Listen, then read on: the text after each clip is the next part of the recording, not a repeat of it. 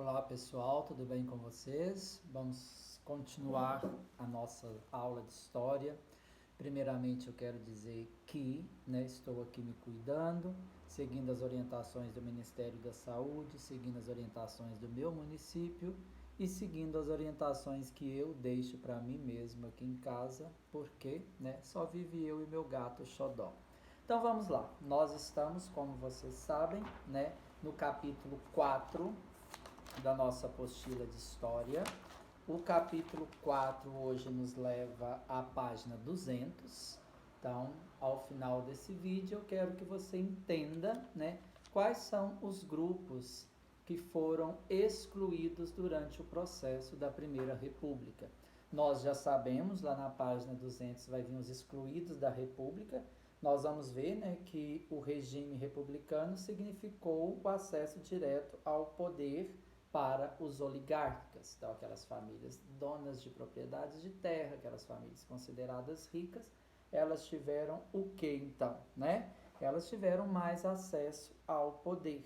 Mas e o restante da população brasileira? É o questionamento que vocês vão fazer aí na leitura da página 200 em seguinte, Os trabalhadores rurais, os operários da indústria nascente, os empregados do comércio, O que aconteceu com eles durante esse período, Como eles participavam da vida pública? Nós já sabemos que para grande parte da maioria da população foi excluído o direito ao voto, Então nós vamos ver que essa população se manifestava por meio de críticas à República.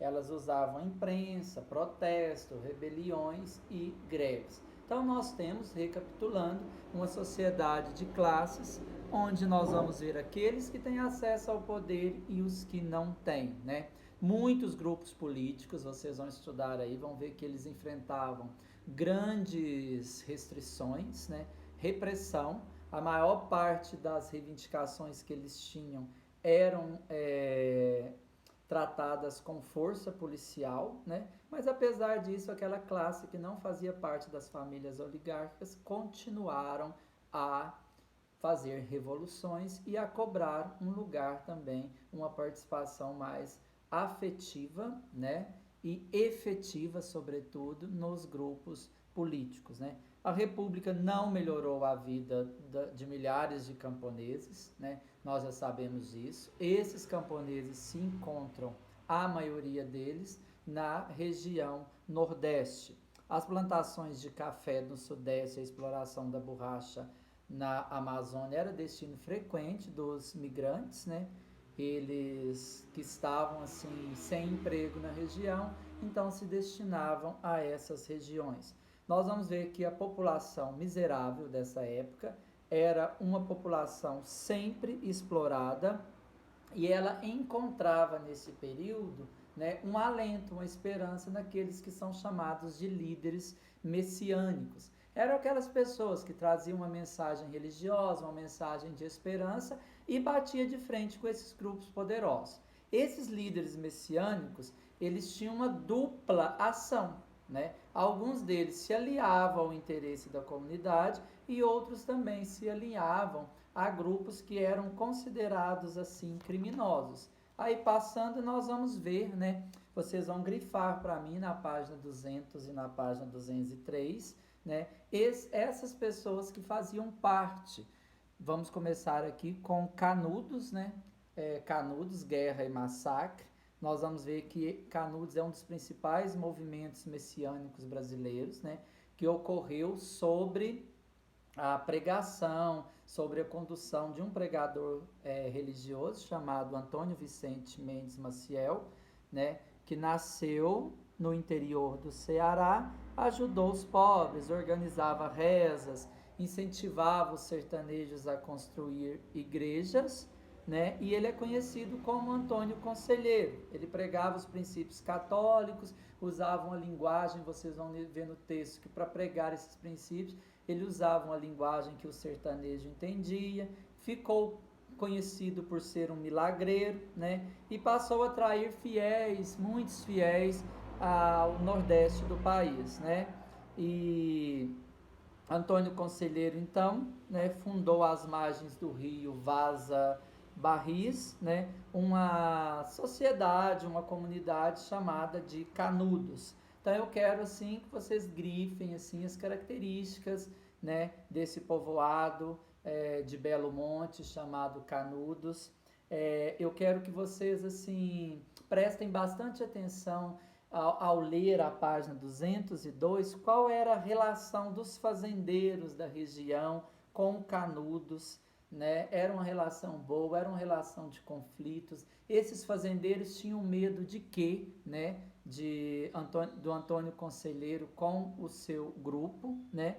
E depois eu quero que na página 203 vocês olhem um pouco assim o que uma historiadora, né, a Lília Moritz, né, a Lília Moritz, ela fala sobre a questão de Canudos em relação à República Brasileira.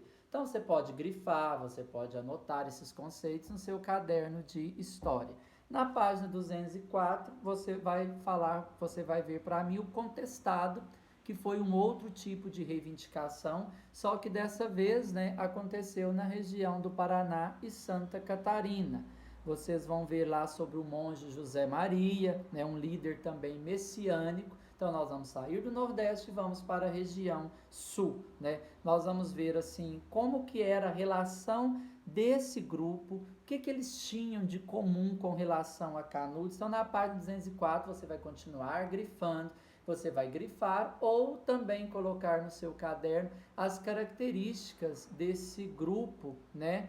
Desse grupo do contestado, a revolta de contestado que aconteceu no Paraná e Santa Catarina. Depois, por último, você vai ver sobre o cangaço, né? O cangaço que foi liderado por Vigínio Ferreira da Silva, conhecido como Lampião, né? Aconteceu no interior do estado do Pernambuco. Grifar para mim também as características do cangaço, né?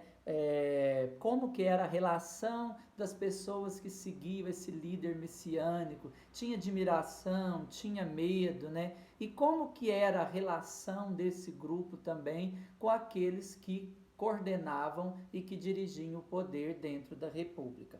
Terminado isso, vocês vão fazer a atividade 2, que está na página 205 e 206. Vocês vão responder para mim a partir do texto, tá bom? Aí na sexta-feira a gente corrige online essas atividades, tá bom? Beijo virtual, bom estudo, tá? Continuem aí com essa consciência pessoal, essa consciência coletiva. Sintam meu abraço, saudades de vocês. Até sexta-feira com mais indicações e a correção da unidade 2. Tchau, tchau, tchau, tchau.